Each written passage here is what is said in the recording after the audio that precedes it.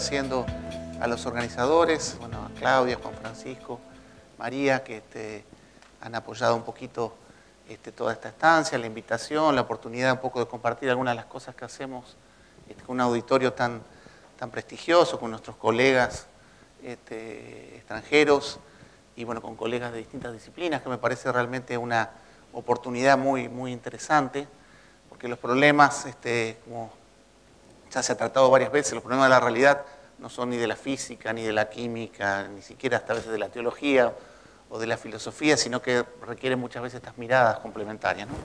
Entonces, lo que me tocó a mí es la pregunta 8, que es algo así como si las computadoras pueden sustituir a los humanos en el futuro, o podrían sustituir a los humanos en el futuro. Y esto está relacionado con el área en la cual trabajo, que se denomina inteligencia computacional y sistemas bioinspirados. Entonces, lo que voy a tratar de presentar en estos 45 minutos, que es un tiempo bastante apretado, es primero el debate de esta cuestión, que en realidad arranca con los orígenes de la inteligencia artificial, inclusive es una cuestión más antigua, pero cuando comienza la inteligencia artificial es como que parece posible que estas cosas se empiecen a poder hacer, digamos, a poder cumplir.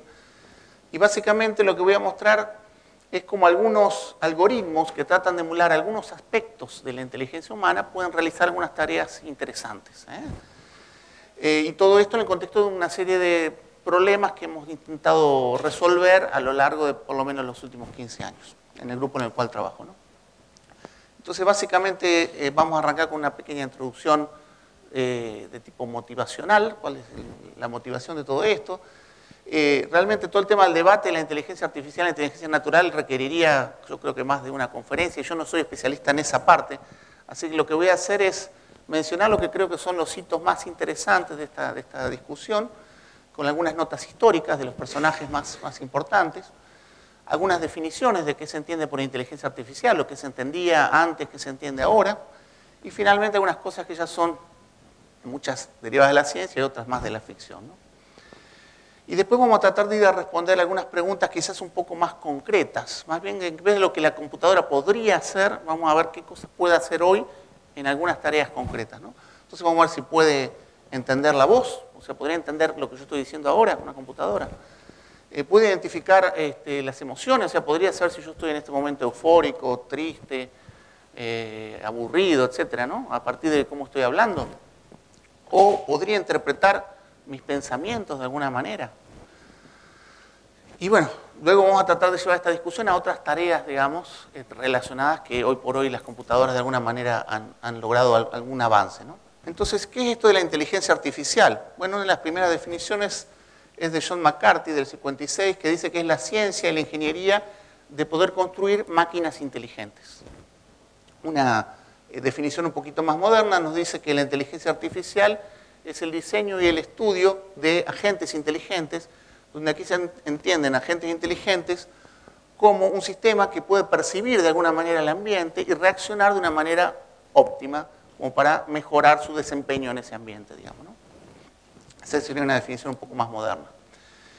El primer trabajo relacionado con inteligencia artificial que se puede rastrear es del 1943, es un trabajo de McCulloch y Pitts, que proponen el primer modelo de una neurona artificial, o sea, ellos matemáticamente definen un modelo que permite simular algunos aspectos del comportamiento de las neuronas biológicas. Por supuesto, son modelos bastante simples. Lo que ellos tratan de hacer con esto, lo que se llaman neurodos, que son cada uno de estos pequeños modelos, es conectarlos entre sí para tratar de emular operaciones lógicas sencillas. Y de esta manera, el título, de hecho, del trabajo de ellos es bastante ambicioso. Fíjense, está acá. Dice, un cálculo lógico de las ideas inmanentes en la actividad nerviosa. O sea, es bastante llamativo, digamos, el título, ¿no? Creo que vendía mucho más de lo que ellos después hacían con el modelo, ¿no? Bien, pero tiene el interés, inclusive, de que este es un trabajo que surge antes de que se acuñe el término inteligencia artificial. O sea que es realmente un trabajo pionero, ¿no? De hecho, los fundamentos de las redes neuronales artificiales continúan en gran parte muy parecidos a estos primeros modelos que se hicieron. Por supuesto que ha habido avances, pero no muy lejanos a estas ideas originales. Bueno, otro hito es el trabajo del el matemático inglés Turing, Alan Turing, de 1950, que planteaba en este artículo sobre, sería algo así como máquinas, computadoras e inteligencia. Se plantea la pregunta de si las máquinas pueden pensar, o sea, arranca el artículo con esta idea también bastante provocativa, ¿pueden las máquinas pensar? Y lo que él dice, bueno, esta realidad es una pregunta muy difícil de responder. Entonces, vamos a cambiar un poco la pregunta, hace un truco, digamos, ahí, que creo que es un truco inteligente, pero un poco le esquiva al fondo de la cuestión, ¿no? Como esta pregunta es difícil de responder, lo que puedo tratar de hacer es, ¿puedo pensar una prueba en la cual se pueda ver si una computadora puede engañarme a mí para que yo piense que es una persona? Esta es la prueba de Turing. Básicamente, como él propuso la prueba, hay una persona que es como el juez un poco de todo esto, tiene que interactuar con una computadora por un lado y por otra persona por el otro, pero toda esta interacción se hace a través de un teclado y una pantalla, o sea que en realidad él no sabe cuál es la persona y cuál es la computadora, ¿no? Entonces, en base a una serie de preguntas que tiene que ir haciendo, en algún momento tiene que decidir y decir, bueno, esta es la persona, esta es la computadora. Entonces, lo que dice Turing, bueno, si es realmente indistinguible, no sé si en el sentido de indistinguible de los átomos, de los electrones, por ahí de la física cuántica que decían ayer, pero si yo no me puedo dar cuenta, digamos, de cuál es la persona y cuál es la computadora, bueno, puedo decir que es inteligente. Ese es un poco el argumento de Turing. Por supuesto, esto dio lugar a un montón de discusiones de todo tipo, y este artículo fue uno de los que influenció más todo lo que fue los primeros trabajos de filosofía de la inteligencia artificial, ¿no? Y aquí yo rescaté algunas de las objeciones que aparecen, muchas de ellas el mismo Turing las va contestando. Una de las primeras que podríamos decir objeciones menores es que la prueba es muy logocéntrica, o sea, está basada en el lenguaje, equipara un poco el lenguaje a pensamiento. Entonces, prácticamente, por ejemplo, un mono que uno sabe que algún nivel de pensamiento tiene, no pasaría la prueba porque no tiene un lenguaje, ¿no? Por lo menos no un lenguaje como el nuestro, ¿no? La otra objeción es que es un poco ambigua. Por ejemplo, no estaba definido para Turing cuánto tiempo yo debería hacer este interrogatorio, ni si estaban permitidas cualquier tipo de pregunta. Por ejemplo, yo le podría hacer una pregunta a la computadora, decirle que me multiplique dos números muy grandes, y si lo hace muy rápido, me doy cuenta que esa es la computadora y no la persona. O sea que en ese sentido, en realidad, el programador debería hacer que la computadora mintiera, o sea, pareciera más tonta, por decirlo de alguna manera, de lo que sería, para que no fallaran en la prueba, ¿no? Así que esas son algunas críticas. Críticas un poco mayores, hay una crítica del punto de vista teológico, que él la tomó bastante en serio. Precisamente esto nos dice que la habilidad de pensar es en realidad fruto de un alma pensante, y que de hecho esto tiene que ver, se interpreta en este caso, los que proponen esta tesis, con esta imagen de Dios que hablábamos hoy en el hombre, ¿no? Entonces, de hecho, el mismo Turing toma esta cuestión y dice, no, el único que hace las almas es Dios, yo no pretendo acá quitarle esa autoridad, digamos, pero sí plantear esta cuestión más desde un punto de vista utilitario, ¿no? Hay también algunas objeciones tipo matemática, aparecen previamente a toda esta discusión algunos resultados del lado de la lógica matemática, el famoso teorema de Gödel, y mismo algunos desarrollos del mismo Turing sobre lo que son la teoría de computabilidad, que parecieran mostrar algunos aspectos que pueden tener algo que decir sobre este tema, digamos, ¿no? Podría haber algunas objeciones matemáticas para si realmente podemos hacer, o sea, por ejemplo, todo pensamiento es algorítmico. Ese tipo de cuestiones hay algunos elementos para discutirlos matemáticamente. Después aparece el tema de la conciencia. Esto también es una cosa muy, muy fuerte, o sea, si es por ejemplo, la conciencia es una característica intrínseca de la inteligencia, o sea, necesita ser consciente para ser inteligente. ¿En qué grado una computadora que pasa el test de Turing puede ser consciente? Acá no solo la conciencia, la autoconciencia, sino también el tema del dolor que decíamos hace un rato en la charla. El dolor, las emociones, ¿es parte de nuestra inteligencia? Creo que eso se relaciona también con lo que seguramente vamos a ver en un rato, ¿eh? Y bueno, cómo una computadora podría llegar a incorporar todas estas cosas, ¿no? que claramente el test de Turing en este sentido es muy reduccionista y no contesta ninguna de estas preguntas, ¿no? Otra de las objeciones era respecto al tema del sistema nervioso, que tiene una forma particular, una manera particular de actuar muy distinta a las computadoras digitales. Esto puede ser un obstáculo para lograr entonces máquinas inteligentes. Y finalmente hay otras objeciones, pero yo puse acá la más importante, el tema del aprendizaje. Es importante para la inteligencia el tener una capacidad de aprendizaje. ¿Cómo se puede manifestar esto en esta prueba, por ejemplo? O sea, ¿puede la computadora aprenderse alguna de las respuestas o cuando se va equivocando, por ejemplo, para ir mejorando siempre la prueba y en algún momento pasarla? Eso es parte del tema, cómo se evalúa. Bueno, esas son las objeciones. Como ven, esto da realmente para mucho, ¿no? Bien, un poquito más cerca de los tiempos actuales, en 1980, Searle plantea un trabajo que lo llama Mentes, Cerebros y Programas, que también es bastante influyente. Él básicamente acá plantea como dos cuestiones, retoma la idea de Turing y dice, en realidad la cuestión acá que se discute son como dos enfoques distintos. Uno es lo que le llama él la inteligencia artificial fuerte. Básicamente, en este caso, lo que suponemos que es posible crear sistemas de procesamiento de símbolos inteligentes que tengan realmente una mente y estados mentales. O sea, que sean inteligentes en el sentido que somos nosotros inteligentes.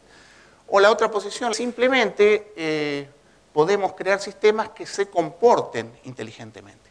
Esto sería la hipótesis de la inteligencia artificial débil, que yo creo que hoy por hoy, ya vamos a ver, está demostrada por lo menos parcialmente. Y realmente el gran desafío es responder a la otra pregunta, ¿no? Y para él, por supuesto, era favorable a la inteligencia artificial débil. Y él propone, de hecho, una prueba que también es famosa, que se llama el argumento del cuarto chino. Básicamente lo que él dice, bueno, supongamos que yo tengo un algoritmo que puede pasar a la prueba de Turing. Entonces yo lo codifico en términos de reglas en inglés, que yo conozco bien. De hecho, él se pone como que está dentro de ese cuarto que ustedes ven ahí. Este sería el mismo Searle. Y la persona que quiere interrogarlo mete por acá una serie de símbolos en chino. O sea, en realidad las preguntas que le estarían haciendo estarían en idioma chino. Él acá tiene una serie de reglas. Él, por supuesto, no sabe nada de chino. Y tiene una serie de reglas de cómo combinar, digamos, estos símbolos con posibles respuestas que sacaría por el otro lado.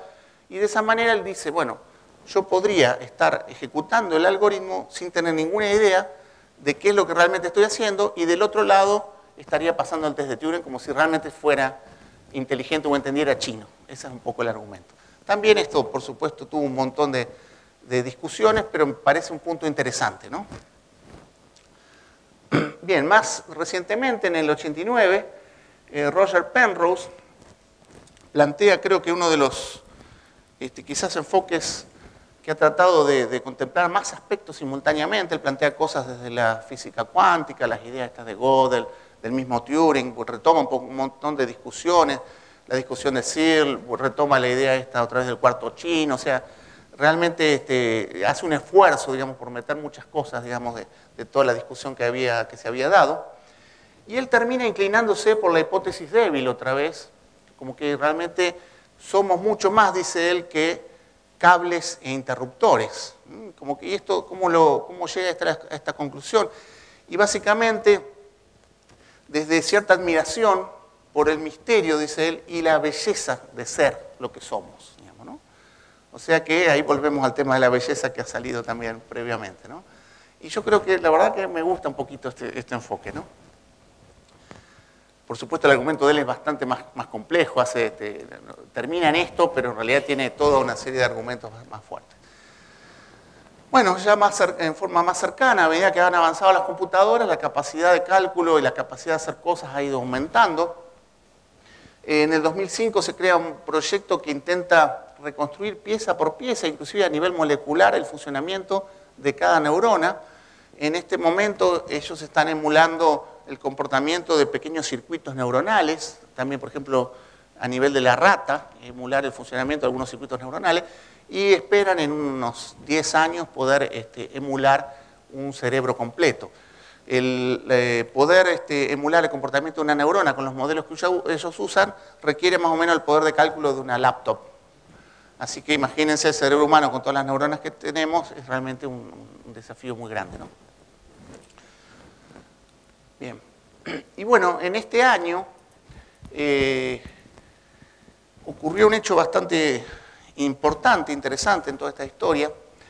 Un grupo de programadores, basado en técnicas de lenguaje de análisis del lenguaje natural, diseñan lo que se llama un chatbot, que es un programa que contesta preguntas, digamos, como en un chat, que imita lo que sería un chico de 13 años, que se llama Eugene Gutzman, y imita todo el comportamiento de la preadolescencia, bueno, toda una serie de cosas.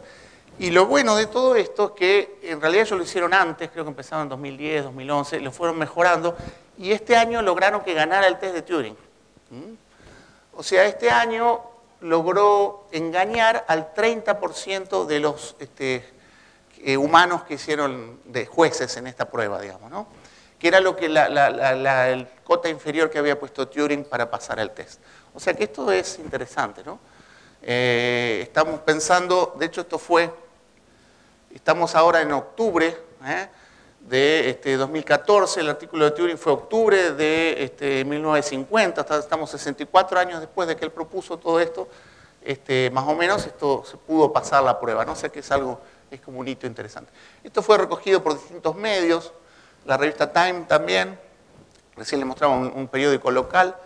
Lo interesante acá en la revista Time es que ellos hacen también su propia prueba y le hacen una entrevista al programa, por decirlo así de alguna manera, y reproducen ahí algunas de las respuestas y es interesante.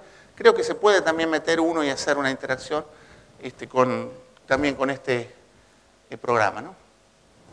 Más del lado de la ficción, estos últimos años ha habido un montón de películas que han tomado algunas de estas hipótesis para plantear escenarios que pueden parecer creíbles en este contexto, ¿no?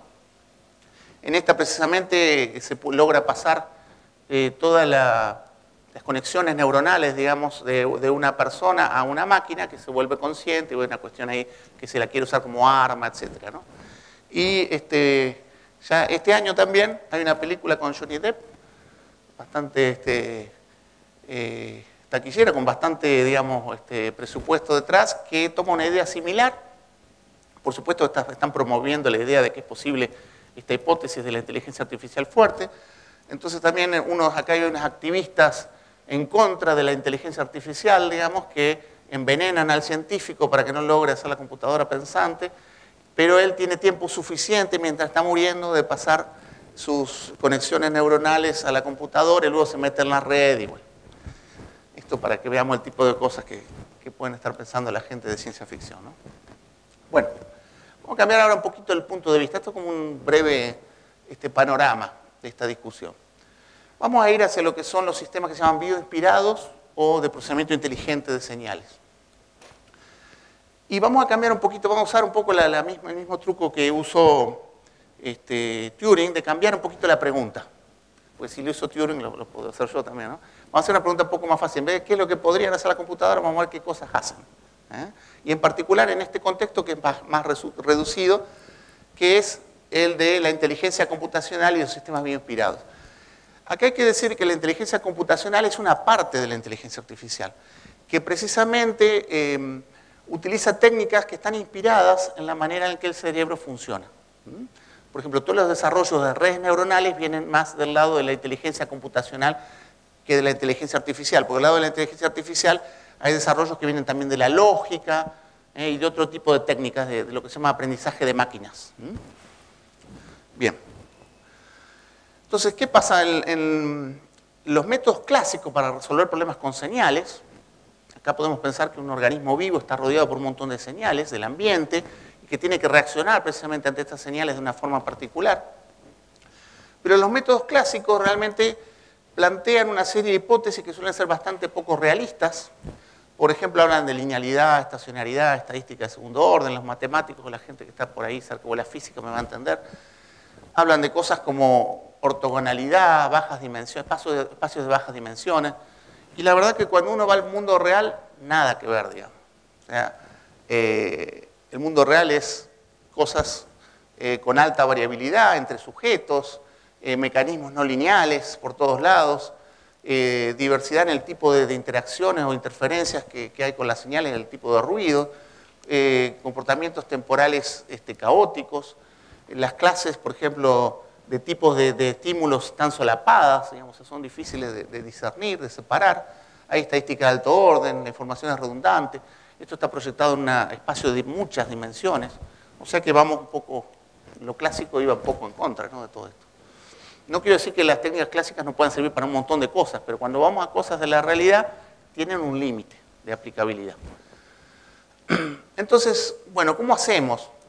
Bueno, hay que buscar cierta inspiración otra vez en la biología, en nosotros mismos, cómo resolvemos estos problemas. Y para eso se requiere un grado de contemplación, un grado para que uno busque inspiración, tiene que haber una cierta admiración hacia lo que está mirando en la naturaleza, cómo se resolvió eso, y acercarse a esa realidad como con cierto respeto también, ¿no? Que creo que es algo que un poco a veces en algunas áreas de la ciencia hemos perdido, ¿no? La verdad es que la ciencia muchas veces tomó inspiración de la naturaleza. Bueno, acá tenemos el ejemplo del avión. Como muchas veces uno quiere soluciones tecnológicas, no necesariamente uno tiene que copiar todo, pero hay algunos aspectos que pueden ser esenciales para resolver un problema y es lo que uno trata de encontrar como inspiración para luego llevar, por ejemplo, un nuevo algoritmo. Aquí pueden ver la tendencia de este tipo de enfoque, le llaman bioseñales, computación bioinspirada, ven congresos, hay editoriales de revistas, bueno, es toda una tendencia bastante importante. Entonces, dentro de este contexto, vamos a ver si podemos entonces enfocarnos en algunas tareas en las que la computadora puede hacer algunas cosas parecidas a lo que lo hacemos, a cómo lo hacemos nosotros, ¿no? Entonces, vamos a empezar con el tema de la voz. ¿Puede una computadora entender la voz? El proceso de la comunicación oral humana es bastante complejo. Como para nosotros es casi transparente, solemos pensar que es realmente algo sencillo. Por lo menos había como cierto optimismo al principio sobre que las computadoras podían resolver este problema de interactuar en forma oral con los humanos, por ejemplo, de una manera mucho más sencilla. Y la verdad es que no fue así. Podríamos hablar mucho de esto, pero básicamente a través de alguna idea que el hablante quiere transmitir, hay toda una serie de codificación en términos de cómo se mueven las distintas partes del aparato fonador. Eso produce una onda acústica que luego entra al oído. Ahí hay toda una serie de mecanismos que hacen una especie de análisis espectral. Eso viaja por el nervio auditivo hasta la corteza auditiva y ahí se hace toda una decodificación. Y este es un proceso que todavía estamos tratando de comprender en su totalidad. Algunas cosas sabemos y otras todavía no. Bien, para que tengan una idea del problema del cual estamos viendo, aquí tenemos una gráfica donde en este eje tenemos la cantidad de palabras bien reconocidas, el porcentaje de un sistema artificial o humano, y en este lado la cantidad de ruido que le agregamos. Entonces, fíjense, para niveles de ruido muy pequeños, o sea, prácticamente acá que no hay ruido de fondo en este momento, la computadora trabaja bastante bien. Fíjense, llega al orden del 93-94% de reconocimiento de palabras, o lo cual es bastante bueno. Los humanos estamos un poquito más arriba, pero a medida que aumenta el ruido, fíjense cómo cae abruptamente hasta el orden de 15%. O sea, solo 15 de cada 100 palabras reconoce, eso no sirve para nada. Mientras que, fíjense, las personas siguen manteniéndose en niveles realmente muy altos de reconocimiento. Para que ustedes tengan una idea, estos son experimentos hechos con una base de datos de geografía de España, son preguntas de geografía de España. Entonces, dime el caudal de todos los ríos que desembocan en el mar Mediterráneo. Esa sería la frase limpia. Fíjense que esta es la transcripción que hace la computadora, que tiene un pequeño error por ahí, pero realmente lo hace bastante bien. Pero vamos a irnos al caso extremo. Fíjense. Dime el caudal de todos los ríos que desembocan en el mar Mediterráneo. Este es un ejemplo con un ruido de fondo de una cantina, un bar donde había 50 personas que estaban hablando de fondo.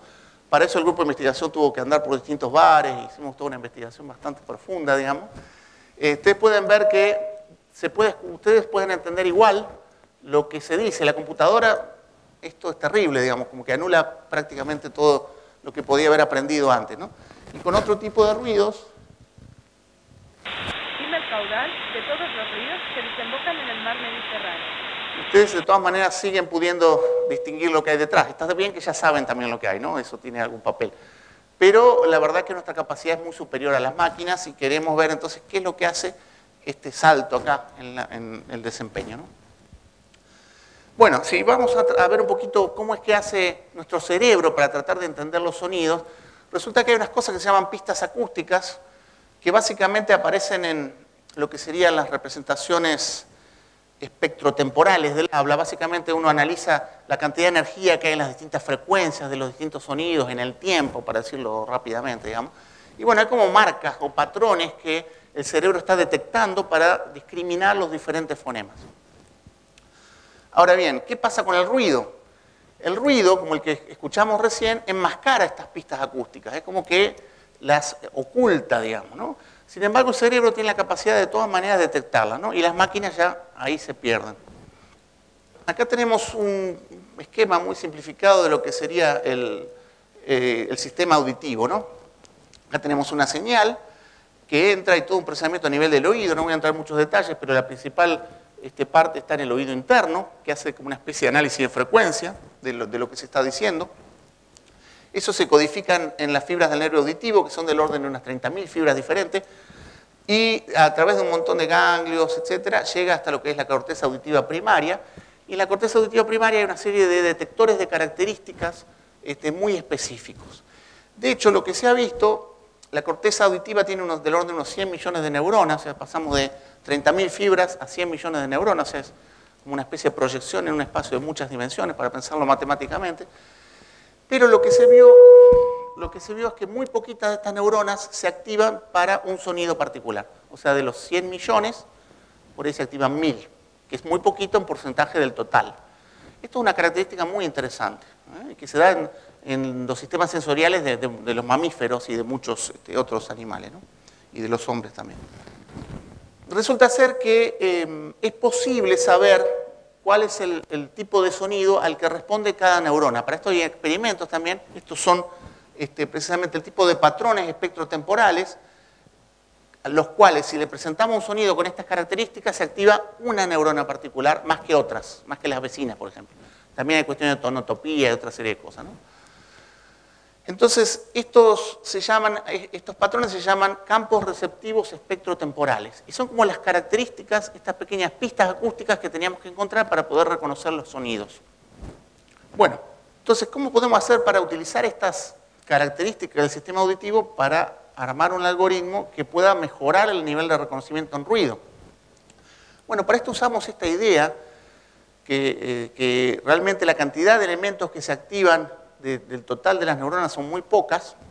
Eso es lo que se llama una representación rala. Podríamos pensar si esto fuera un vector, cada vector tuviera numeritos, cada elemento del vector fuera un número que estaría asociado a la activación de la neurona. Para un sonido particular serían distintos de cero, solamente muy pocos. Esto lo podemos describir matemáticamente de una forma bastante precisa, podemos armar un modelo y también podemos plantear algunas otras cuestiones como la independencia estadística y otras características que pueden ser útiles, digamos, a la hora de constituir esto como un detector de características. Hay alguna matemática acá atrás. La matemática es relativamente sencilla. Básicamente esto es lo que se llama un modelo de síntesis lineal con restricciones.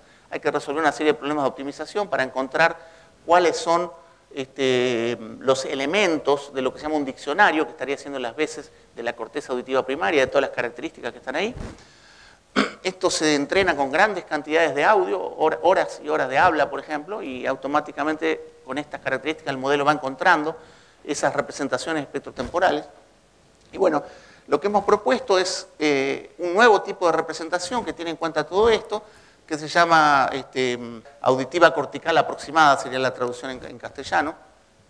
Básicamente tengo un modelo de oído, la señal entra por aquí, genera un patrón de lo que serían las activaciones a nivel del nervio auditivo.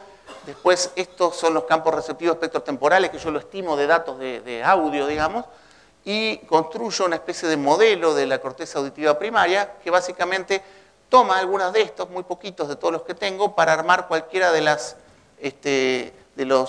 bandas aquí en el espectro.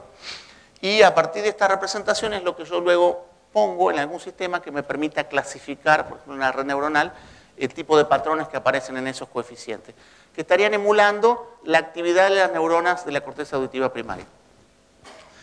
Una cosa muy interesante es que una vez que yo entreno estos métodos con grandes cantidades de audio, de habla, principalmente de habla, empiezan a aparecer este tipo de patrones que si lo comparamos con los datos experimentales encontrados en mamíferos, fíjense que ustedes que son cosas muy similares. Esto es un primer dato bastante llamativo, porque esto es de experimentos reales con animales y esto es una simulación en computadora, donde lo único que se le dijo es que se tenían que activar muy poquitos y que fueran estadísticamente independientes.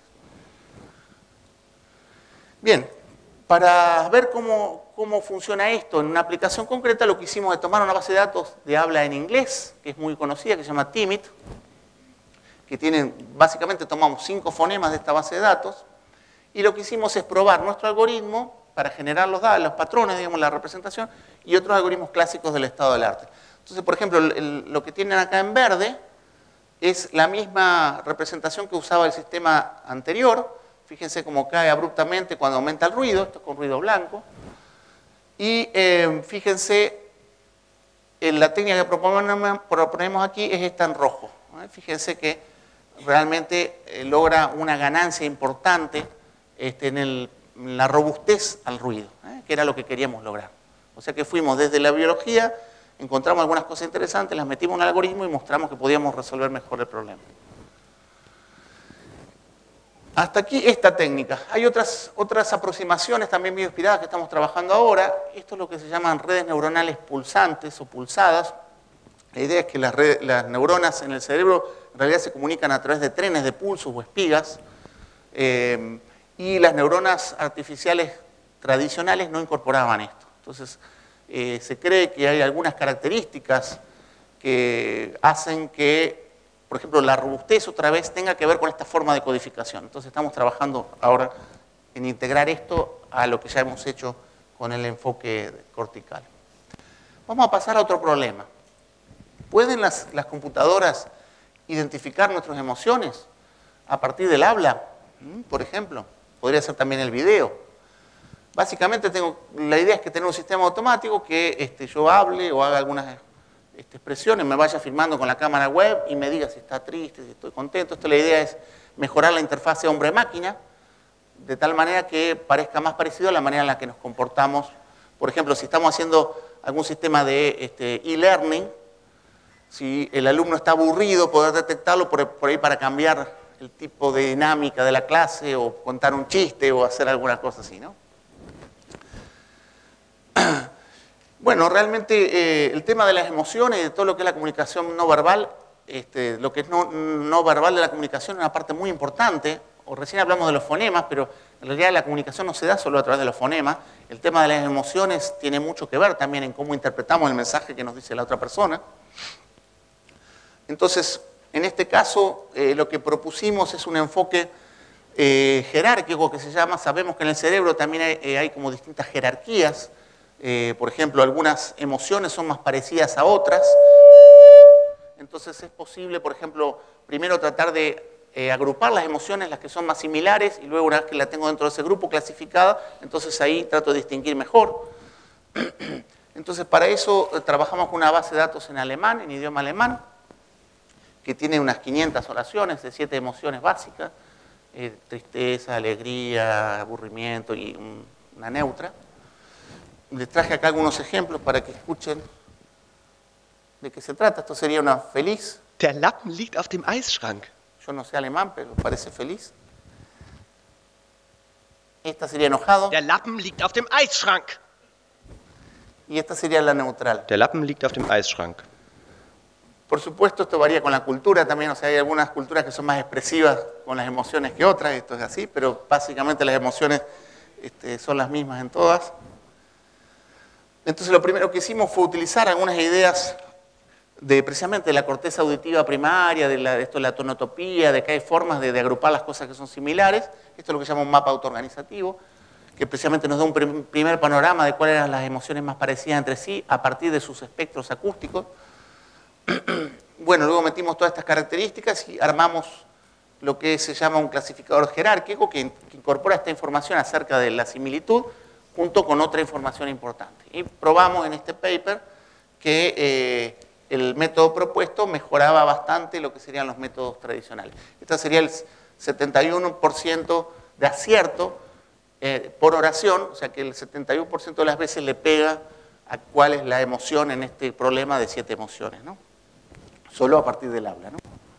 Bien, hemos hecho algunos trabajos también ahora con video, multimedia, inclusive también con señales de electrocardiograma, o sea, otras, porque en realidad como que todo el cuerpo responde a la emoción, ¿no? Bien, ahora vamos a ver un último problema que quizás parece un poco más desafiante. ¿Pueden las computadoras interpretar nuestros pensamientos? Bueno, y para eso estamos trabajando en un problema que se llama interfase cerebro-computadora. Acá la idea es tener un sistema de comunicación con la computadora que no dependa de las salidas tradicionales, o el habla, o los músculos para teclear en una computadora o el ratón, sino que utilizando las señales cerebrales, por ejemplo el electroencefalograma, poder detectar y encontrar patrones que nos permitan controlar, por ejemplo, algún dispositivo, como puede ser ahí una silla de ruedas. Entonces, otra vez, se extrae una serie de características y después hay algún clasificador basado en técnicas de inteligencia artificial que permite, entonces, detectar qué fue lo que la persona pensó, por decirlo de alguna forma. El paradigma que estamos trabajando nosotros se llama deletreador de Donnchig. Básicamente se presenta a la persona en la pantalla una imagen como esta. La persona lo que tiene que hacer es prestar atención a un carácter particular, por orden, y lo que va ocurriendo se van, por ejemplo acá, fíjense, me fijo en la O, solamente tengo que prestar atención, no tengo que hacer nada más, y la computadora va iluminando filas y columnas en forma aleatoria, y lo que ocurre es que en el momento que se ilumina la fila o la columna en la cual yo estoy pensando, hay un mecanismo automático que dispara un potencial, y ese es el potencial que tenemos que detectar. Por supuesto, esto es difícil en realidad, porque ese potencial no es el único potencial, sino que hay un montón de neuronas que están disparando simultáneamente, entonces es un problema donde hay mucho ruido, digamos, muchas señales electromagnéticas allá dentro de la cabeza, ¿no? Nosotros tenemos que poder detectar esa particular que produjo ese estímulo. Este problema se suele resolver con un enfoque de lo que se llama promediación coherente, o sea, hago el experimento varias veces y hago un promedio, y supongo que siempre responde de la misma manera al cerebro, entonces en el promedio esto mejoraría. El problema con esto es que ese promediado lleva tiempo.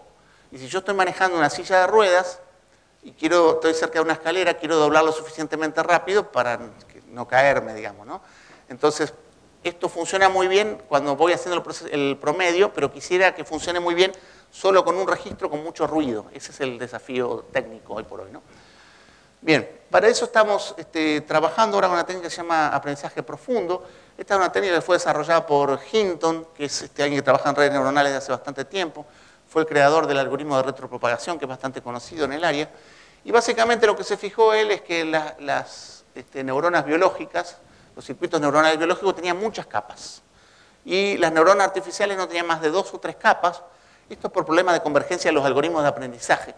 Pero a él se le ocurrió una forma de darle la vuelta, digamos, y propuso una serie de técnicas, por ejemplo esta que es basada en lo que se llaman los autocodificadores, que permiten armar entonces redes neuronales con muchas capas. Y esto está funcionando realmente muy bien. Está mejorando el nivel de desempeño de los algoritmos en muchas pruebas clásicas, digamos, ¿no? De hecho se dice como que esta es la última etapa del aprendizaje maquinal o alguna cosa así, ¿no? Entonces, aquí tiene un pequeño video de cómo estaría funcionando. Este sería el deletreador, pero están cambiados los símbolos acá con flechas. Esta es una silla de ruedas que se mueve en un mundo virtual, digamos. Entonces, fíjense, ya van a ver acá al sujeto de estudio, que es Iván, que está por allá atrás. Allá está Iván. Ahora se va a ver. Que está controlando la silla de ruedas con sus ondas cerebrales. Bueno, ahí vimos algunos ejemplos, hay muchos ejemplos más. Estas son las cosas en las que hemos trabajado, algunas de las cosas en las que hemos trabajado nosotros. Podríamos pensar en otras cosas. ¿Pueden las computadoras, por ejemplo, diagnosticar enfermedades? Bueno, la verdad es que esto se ha avanzado mucho también, pero el enfoque actual no es que esto pueda reemplazar, por supuesto, a ningún médico. simplemente son sistemas de ayuda en la toma de decisiones, se dice en términos, en la jerga, digamos, del área, ¿no? Yo creo que ninguno de acá se dejaría operar por un robot solo, ¿eh? Yo por lo menos no sé ustedes. El tema de manejar vehículos también se ha avanzado bastante, sin embargo, tampoco es una cosa que yo le daría al auto, creo, a una computadora, ¿eh? No sé cómo se lo doy a mi mujer, pero digamos que a la computadora creo que no. Otras cosas en las cuales realmente se puede decir que han superado, digamos, a los humanos, por ejemplo, jugando al ajedrez, que requiere muchos cálculos, y en esto realmente hace poquitos años le ganaron a los campeones mundiales, ¿no? Una computadora de IBM con un algoritmo, etcétera. O sea que en este aspecto podemos decir que están haciendo las cosas mejor que nosotros. Debe ser de todas maneras bastante aburrido igual jugar con la computadora al ajedrez, pero bueno. Bueno, vamos entonces a las conclusiones y algunas preguntas. Como conclusión, bueno, ustedes vieron, ya podemos decir que una computadora al menos pasó el test de Turing, pero en realidad, si ustedes se ponen a interactuar realmente con el programa, se dan cuenta que es bastante tonto el programa, por decirlo de alguna manera, ¿eh? O sea, claramente yo estaría seguro de decirles que no piensa, ¿eh? Que no tiene conciencia. Que si ustedes interactúan un rato se van a dar cuenta. Las cosas que mostré recién tampoco, por supuesto, que son inteligentes en el sentido que lo pensamos nosotros, son simplemente formas de hablar acerca de que emulan algunos aspectos de la inteligencia humana. Y en eso, por ahí lo pueden hacer bien, pero son aspectos muy particulares, ¿no? Las técnicas son interesantes porque están de alguna manera pensadas desde tratar de entender y emular algunos aspectos de los sistemas inteligentes. Y por supuesto, por suerte, hay todavía muchas preguntas abiertas. Otra vez, ¿puede una computadora tener emociones? ¿Puede ser consciente? Esas son las mismas cosas que fíjense que aparecieron desde Turing hasta ahora. Muchas de estas preguntas no se han contestado realmente. O sea, siguen los de la inteligencia artificial fuerte que nos dicen que en 50 años más, o en 100 años más, o en 200 años más, de golpe, porque va a aumentar tanto la complejidad, va a emerger de eso una conciencia, por ejemplo. Esa es como la hipótesis, que la verdad creo yo humildemente no hay ningún elemento como para poder validar ese tipo de hipótesis, por lo menos que yo conozca, ¿no? Es más una cuestión, me parece, casi de fe que de real cuestión científica, ¿no? Bueno, tiene alma, etcétera, las mismas preguntas, ¿no? Que las dejo un poquito para que después las sigamos charlando, ¿no? Estos son algunos trabajos derivados de las publicaciones, las cosas que les he mostrado. Y bueno, este es el grupo de gente, esto por supuesto no lo he hecho solo, hay todo un grupo que está trabajando con nosotros en Santa Fe y, bueno, y en Oro Verde, ¿no? Así que bueno, muchas gracias.